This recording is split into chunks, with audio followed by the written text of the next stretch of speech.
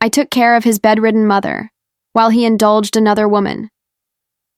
Soon I made him lose everything.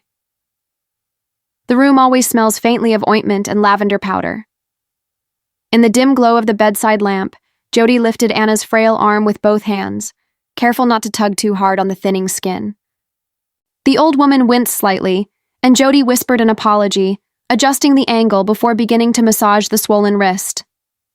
She had done this so many times her fingers moved on muscle memory alone, gentle circles, soft pressure, shift, repeat. Beside her, a basin of warm water cooled on the nightstand. "She needs help turning over," Jody called out, not expecting an answer. From the living room, Dave's voice floated in, casual and dismissive. "I'm busy. That's not really my thing, you know that?" She stared at the doorway a moment longer, her mouth slightly open, as if words still wanted to rise. But nothing came. Instead, she turned back and gently rolled Anna onto her side. The older woman murmured something unintelligible in her sleep, breath raspy. Jody moved like a machine, cleaning up the soiled sheets, changing diapers, smoothing fresh linens beneath trembling limbs. In the other room, Nelson and Daisy bickered about internet speed. No one came in. No one ever did. Sometimes they brought her tea and left it by the door, lukewarm, untouched. By the time she finished, her back ached and her legs trembled slightly. She stepped outside the bedroom, closed the door softly, and leaned against the wall. On a nearby hook hung an old scarf, faded yellow, fraying at the edges. She took it down and clutched it, pressing it against her face. Dave had given it to her once. She couldn't even remember when. All she knew was it used to feel like something, like a promise, like being chosen. Once, she had been someone people admired, strong, spirited, the girl who stared men down in a town that expected women to look away. She used to wear her hair high and her laugh louder. She had dreams of city lights, college dorms, maybe even law school. Now, those dreams lived in a different timeline, tucked behind grocery lists and adult diapers. She stood there, breathing, into the fabric as the clock ticked on. Upstairs, someone slammed a door. No one asked where she was. No one ever did. Dave stood at the kitchen counter, scrolling on his phone like it was just another Sunday morning. Then casually, like he was offering to pick up milk, he said, "How about a road trip? Just the four of us. One last drive before summer ends." Jody looked up from her laundry basket, startled. "Really? A family trip?" Her voice caught slightly, surprised, hopeful, already picturing a rare chance to be included. "Yeah," Dave said, not looking at her. "Just something simple. You deserve a break." That was all it took. She spent the next day ironing everyone's clothes, charging power banks, and packing snacks. She printed out weather reports and checked tire pressure. For the first time in years, she felt like maybe, just maybe, she belonged again. The car was already running in the driveway, bags stacked neatly in the trunk. Jody emerged with her tote and a small overnight bag, a smile barely contained.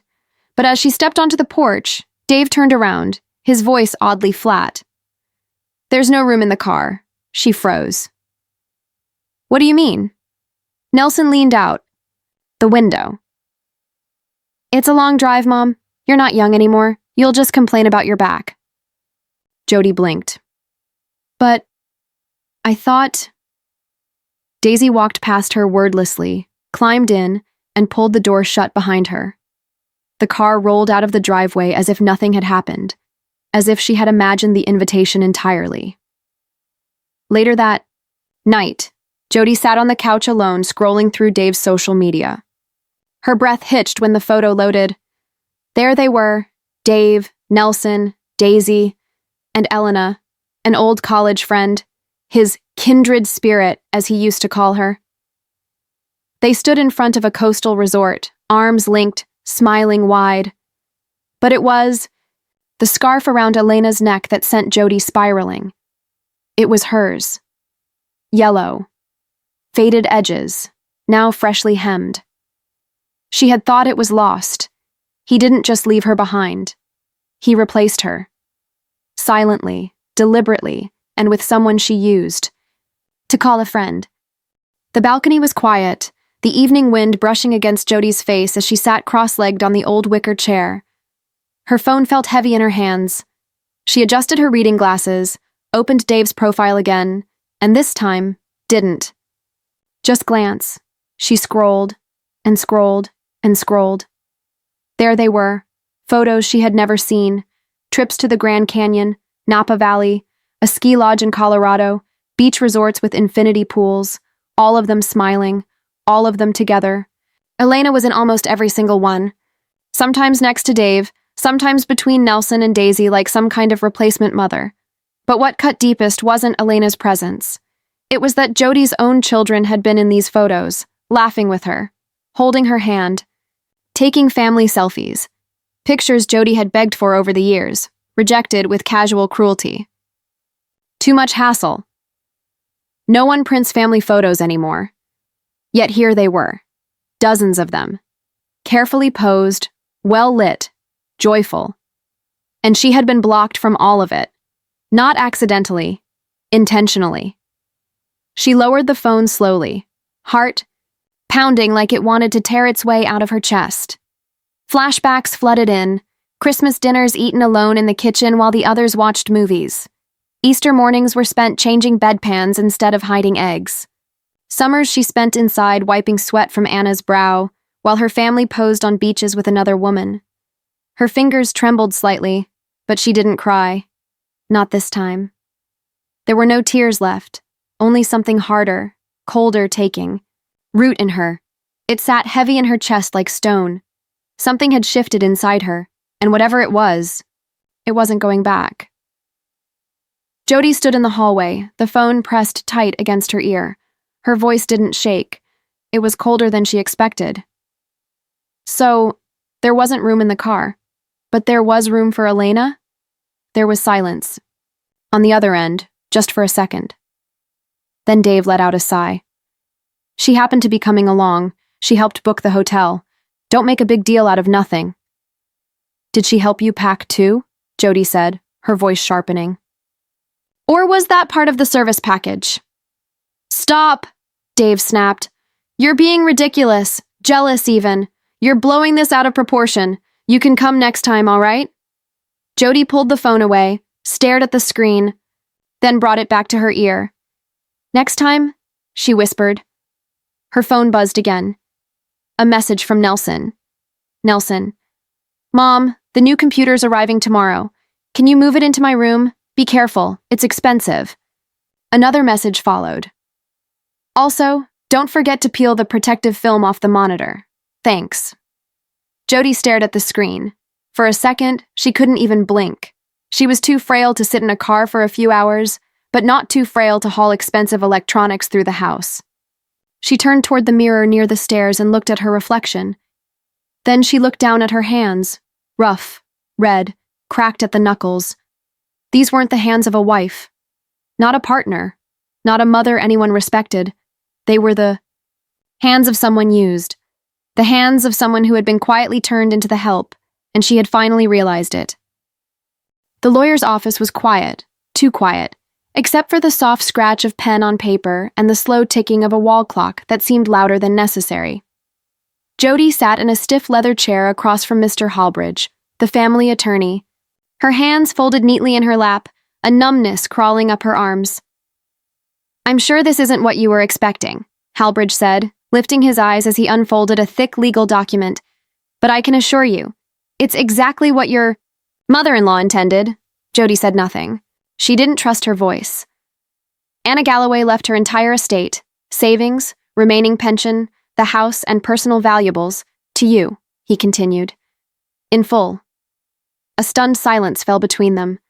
To me? Hallbridge nodded. She made it very clear. In fact, she left a note. Would you like me to read it? Jodi gave a small nod. Hallbridge opened a sealed envelope, pulling out a piece of lined notebook paper, the handwriting shaky but unmistakably Anna's. To the only person who ever treated me like a human being. Not as a chore, not as a burden, but with dignity, with warmth. Jodi, this is for you. You were the daughter I never had, My son, he stopped being mine the moment he walked away from me when I needed him most. Jody's lips parted, but no words came. There's more, Halbridge said gently. 2 days before she passed, Anna called me to her bedside. She said, and I quote, "Don't let that boy touch a dime. He abandoned me. I don't want his crocodile tears. Let him cry from the curb." The image flashed in Jody's mind. Dave standing by the casket, eyes dry, hands in his pockets, pretending, performing. He hadn't cared when Anna was alive, only when it made him look good. Jody stared down at the papers in front of her. For years, she'd been the silent one, the invisible one, the one who cleaned the mess, absorbed the blame, and never asked for more. But now, in ink and law, someone had seen her. Someone had left proof. She walked out of that office into the afternoon sun, holding a folder full of validation.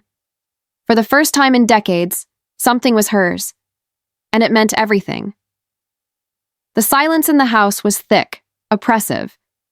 Jody stood in the center of the living room, arms at her sides, staring at Dave's favorite suit hanging neatly on its designated hook, pressed, spotless, untouched. The same suit he wore when playing the proud husband, the loyal father, the man of principle. Without thinking, she grabbed it, fabric store with a satisfying rip as she yanked it from the hanger and hurled it to the floor. Her heels crushed the fine wool. Once, twice, then again. Still, it wasn't enough. She stormed toward the hallway closet. His fishing rod, the one he polished more carefully than he ever touched her skin, stood like a shrine. She took it in, both hands raised it above her head and snapped it over her knee. The crack echoed like a gunshot. She didn't flinch, but it was in his study that she stood the longest. Surrounded by books, rows of them, rare editions, marginal notes written in his careful script, shelves lined with self-importance. Her hands hovered above them, fists clenched. For a moment, she thought of lighting a match, letting the whole shrine burn. But no, that would be too easy. She dragged out a suitcase, the one he used for his conferences, and one by one she packed the books. First editions, signed copies, his notebooks, every last thing he'd once called priceless. Then she marched out the door. At the city library, her old friend behind the desk blinked in shock. "Jody, are you sure?" She smiled, slow and steady. "Let someone else appreciate what he never did." And with that, she turned around, lighter than she had felt in years. The train pulled out of the station with a low rumble, and Jody sank into the window seat, her fingers curled around a warm paper cup of coffee. She watched the city slip away through glass, her reflection overlaying the buildings like a ghost finally leaving the house. For the first time in decades, no one needed her. No one was watching her. She was completely, gloriously alone. She arrived in Chicago just before sunset, the air cool and electric with city noise. The hotel was far nicer than anything she'd ever booked. Glossy floors, a chandelier that sparkled like frozen rain, and staff who smiled at her like she belonged there. No husband, no kids, no explanations. She handed over Dave's credit card without flinching. The room was soft, elegant, quiet. She peeled off her shoes, lay back on the plush bed, and stared at the ceiling for a long, long time. Then she laughed, short, startled, almost feral. Later, she ordered room service, steak, wine, chocolate cake. No, what do you want? No splitting anything. She ate slowly, deliberately, wiping her mouth with a linen napkin while watching a dumb movie on cable just because she could. Her phone buzzer. Daisy. Why are you spending so much on Dad's card? That money was for my apartment renovations. Jody. Stared at the screen, then typed, me. I'm still alive. I'll spend it how I please. And if that bothers you, take it up with your father. Half of everything he owns? I earned it. With interest. She turned her phone face down, let the music play from the tiny Bluetooth speaker in the corner, and danced barefoot on the carpet, arms wide open. She wasn't lost. She wasn't broken. She was just beginning. The front door swung open 2 days earlier than expected. Luggage rolled in, Laughter echoed. Then came the voice Jody hadn't heard in weeks. Nelson, loud and casual, like nothing had ever happened. Mom, we're home, and we brought a guest. Elena stepped inside as if she owned the place, her designer heels clicking across the floor, sunglasses still perched on her head. She looked around, smiled. It's so cozy here, she said, settling onto the couch that Jody had sewn by hand years ago. I miss this place. Daisy barely offered a glance as she tossed her bag down and headed for the fridge. Mom, you didn't buy juice? I texted you. Jody didn't move. She stood still in the doorway, her expression unreadable. No juice? Daisy frowned. Seriously? Help yourself, Jody said flatly. Or ask Elena. She seems to know her way around my life. Nelson chuckled awkwardly. Mom, don't be weird. Aunt Elena just came to clear things up. Jody turned her gaze to him, sharp, unblinking. Then she reached for a folder on the table and tossed it at his feet. It spilled open. Receipts, photos, screenshots. Clear what up? She asked. The past 5 years of vacations you all took without me? The matching luggage sets? The rooms booked in her name? Or this? She held up a photo, Elena holding Daisy's hand in front of a ski lodge. Family portrait, right? Funny how I was always the one behind the camera, or just not invited. Elena shifted, her smile tightening. Jody, this is a misunderstanding. Dave asked me to come because he felt you were too stressed. I just happened to run into them. On every vacation? Jody cut in, voice calm but slicing through the air like glass. You happened to pack matching jackets, happened to use my scarf, happened to play house in the life I built? Jody, Dave warned from the corner, stepping forward. Enough. No, she said, eyes never leaving Elena. You don't get to silence me anymore. She turned to him, voice steady. I want a divorce. The room froze. You what? Dave said, his voice caught somewhere between amusement and fear. You heard me, she said, folding her arms. I've been invisible for so long, even I forgot I had a voice. But not anymore. She looked at each of them. Her children. Her husband. The woman who tried to take her place. I cooked your meals. I kept your secrets. I carried your mother until she died in my arms. And all of you left me for dead. But guess what? She stepped back toward the doorway. I'm still standing, and I'm done. The wind whipped around her coat as Jody stood in front of Dave's office building, steady hands taping the last corner of her homemade poster board onto a foldable easel. It was bold, red-lettered, impossible to miss. The man who built. His life on his wife's back, then replaced her. Below the headline were photos, vacation shots, receipts, side-by-side comparisons of Elena's luxurious gifts and Jody's dried flowers. She had even printed the transcript from Anna's will and taped it right beneath Dave's company bio. The irony was delicious. Within minutes, the whispers started. That's his wife? She was the caregiver, right? The one who took care of his mother for years? I thought he was this stand-up guy. Phones came out. Cameras flashed. Co-workers slowed their pace. Some stopped entirely. Jody didn't flinch. She met every stare with the calm of someone who had nothing left to lose, and everything left to say. By noon, the building buzzed with rumor. Elena didn't show up for her usual lunch visit. No one saw her walk out, but by the end of the day, her car was gone from the lot. That evening, Dave came home to find his study bare. Every shelf, every drawer, empty. His prized books, his journals, all of it, gone. Moments later, he collapsed on the floor, clutching his chest. Nelson called Jody, voice tight with panic. Mom, what the hell did you do? You gave away his life's work. Jody stirred her. Tea, perfectly calm. His life's work? Yes, he snapped. You donated all his books, his notes. How could you? She smiled faintly, not cruelly, just tired. They were never for him, Nelson. They were built on me. Every page, every word, every line was written while I cleaned up after his life. So if they were that valuable, Maybe he should have treated the person who held it all together as something more than disposable. She hung up before he could answer. Some legacies are built in ink, others in silence. She was done being silent. The air by the coast was different, saltier, freer, filled with the hum of a life that asked nothing of her.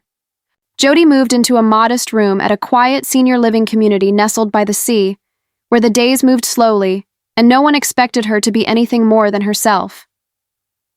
In the mornings, she joined the women in the craft room, threading needles, hemming curtains, swapping stories over cups of weak coffee and warm laughter. Her hands, once worn from caretaking, now moved with ease over soft fabrics, stitching not for duty, but for joy. She took walks along the shoreline, sand pressing between her toes. She watched the boats come in, sometimes helping the local fishermen patch their nets or mend worn coats. No one knew her as Dave's wife. No one asked about the past. She had never felt more seen. She traveled too, not extravagantly, but intentionally. A train ride to a town with good bookstores, a museum she'd read about once in a magazine, a roadside inn with ocean views and strong espresso. Wherever she went, she brought a small notebook and filled it not with obligation, but with curiosity. Back in her old world, Dave now lived in a nursing home. Elena had disappeared months ago, long before the silence settled in. Nelson and Daisy checked in occasionally, but never for long. They were too busy, too distracted, by their own lives to care for the man who once demanded everything from everyone. One evening, as golden light spilled through her window, Jody's phone rang. Daisy. Mom, she said quietly, would you like to come stay with me for a while? I mean it. Jody looked out at the waves, the slow movement of tide against shore. A gull called in the distance. She smiled. Let me finish exploring, she said, her voice warm. I've got more to see. And with that, she slipped her shoes on, picked up her sewing bag and walked toward the pier, toward whatever was waiting next.